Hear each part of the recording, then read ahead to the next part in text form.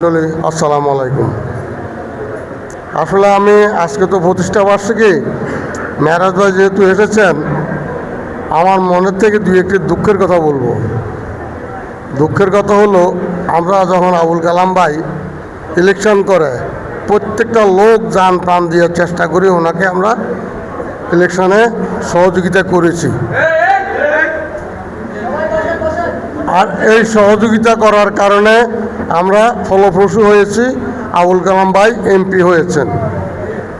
উনি এমপি হওয়ার 3 মাসের মাথায় আমরা দেখছি কিছু কিছু লোক কারো কাউকে মাইনাস করা আরম্ভ করা হয়েছে লাকসামে। এটার কারণ আমি কিন্তু বুঝতে পারি নাই। আসলে কি উনি এর পরের বারে আর নির্বাচন করবেন না, নাকি মাইনাস করে যাদেরকে প্লাস করতেছেন তারাই নির্বাচন করলে উনি আগামীতে পাস করবেন, এটাই বুঝতে পারতেছি না। আমার তো আসলে ক্ষমতা নাই সংসদে ইলেকশন করার মতো, টাকা পয়সা আমার এরকম নাই। যা আছে চলার মতন, ব্যবসা ছোট, চলার মতন টাকা পয়সা আছে। আর যদি করতে হয় নির্বাচন, তাহলে জমি 500 একর বেচতে হবো, তাইলে করতে হবো। কিন্তু ইলেকশন তো কালাম ভাই করবে। আর অপোজিশনে দোলা আন্টি আছে, উনি যদি একটু ডাক পাক দিতে পারে। তো কালাম ভাই ইলেকশন করলে মাইনাস কেন করতেছে, এটা আমার বোধগম্য হচ্ছে না। আমরা বিএনপি করি, আমরা তো বিএনপি থাকা অবস্থায় আসলে বিরোধী দলে যেতে চাচ্ছি না। বিরোধী দল তো আমাদের আছে জামাত, কিন্তু আমরা কেন বিরোধী দলে যাব? আমাদেরকে রাখা হচ্ছে না। এই যে স্বেচ্ছাসেবক মিটিং গতকালকে তারা সবাই গিয়ে দাওয়াত দিছে। আপনারা অবগত আছেন, কুমিল্লায় মেরাজ ভাই সহ 2টা কমিটি করা হয়েছে নতুন করে। পুরানো কমিটি বাদ দেওয়া হচ্ছে।